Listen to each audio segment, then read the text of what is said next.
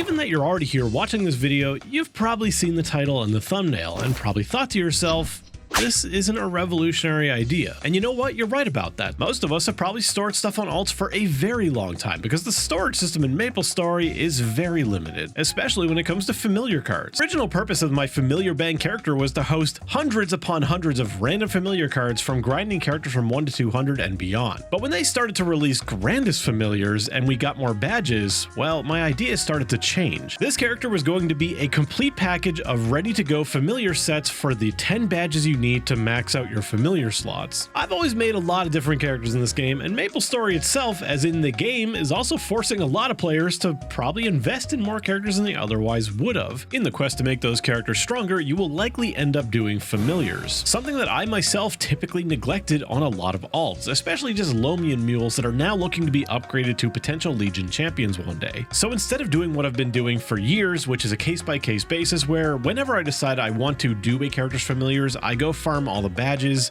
get just the bare minimum, and that's it. Why not just get it all done at once? Grab my highest drop character, get some coupons, and just farm it out. Needless to say, I did that, and it was kind of an annoying afternoon. You know, some of the lower level badges that you have to go for are pretty annoying. Their drop rates aren't the best, but even worse is their spawn rates. Practically non-existent. You're going for like snails and mushrooms. But if you do wish to go the extra mile, you can go beyond the easiest badges to get and go try to get another percent attack, some more IED, percent magic attack, whatever you may need. Those will just take a lot more time. Badges that I went for were these 3 starter badges here. They're incredibly easy to farm, a little bit annoying in their own ways, but you got maps like this one in Rian where there are only 3 of this mob spawning at a time, past the initial wave where, you know, mobs have been spawning for a while. But if you have something that can camp their spawn like a Buccaneer or a Summon, it's going to be easy, but it's going to take some time. I was probably in this one spot for like 20 minutes with maximum drop at the time. Granted, I wasn't exactly making it easy for myself, with the goal of getting 15 commons of each of the familiars needed, not rares, because those would clog my familiar bank's inventory,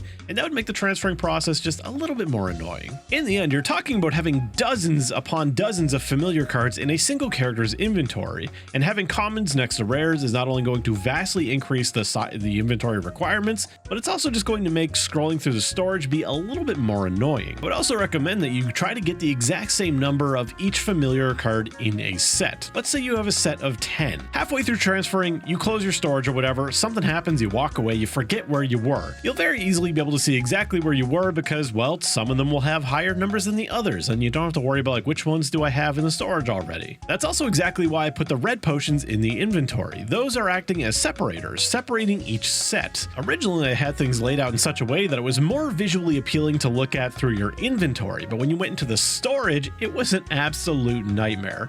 So obviously you gotta prioritize the storage because that's the one you're going to be interacting with. Since MapleStory's inventory goes in a left to right 4-column sorting method, you kind of want the sets to be contained within that. So again, you gotta pick which one you care looks better, the character's inventory or the way it shows up in the storage UI, and I highly recommend you pick storage. If you're like me and you play a lot of alts, you love boss mules, you make way more than you need to, and you just love building new characters, I highly recommend you do exactly what I've done here. I personally chose to make a new character for this. I like having a character that is just named exactly what it is. That way, if I disappear from the game for a while and come back, I can see its name and remember, hey, that's what that was for.